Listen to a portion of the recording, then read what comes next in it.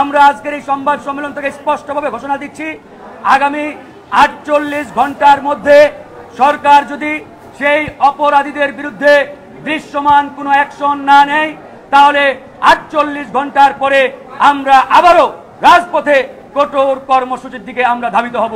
সেই কঠোর কর্মসূচি কি ধরনের হবে সেটা আপনারা আগামী 48 ঘন্টার পরে বুঝতে পারবেন এবং সরকারও টের পাবে।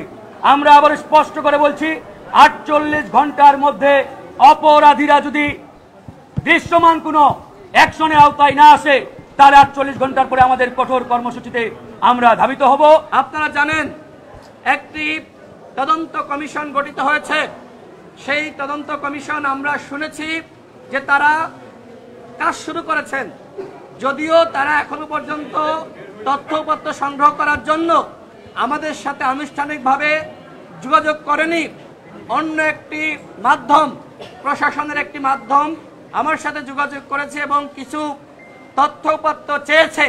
আজকের এই সাংবাদিক সম্মেলন থেকে আমরা তদন্ত কমিশনকে বলতে চাই, আমাদের সাথে আপনারা সরাসরি বসেন, আমাদের কাছ থেকে বক্তব্য গ্রহণ করেন।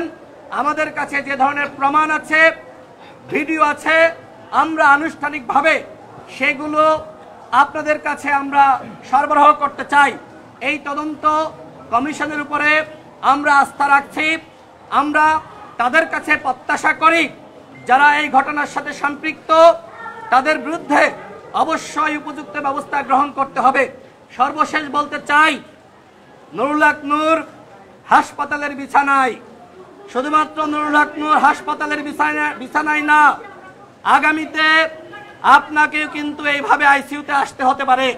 সুতরাং এই ঘটনার অবশ্যই বিচার হতে হবে।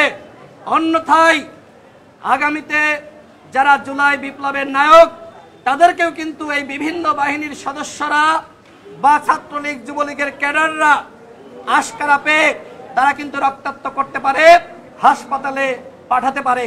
সুতরাং আমি মনে করি শুধুমাত্র নুরুল হক নূর আক্রান্ত হয়নি, পুরো বাংলাদেশ আক্রান্ত হয়েছে।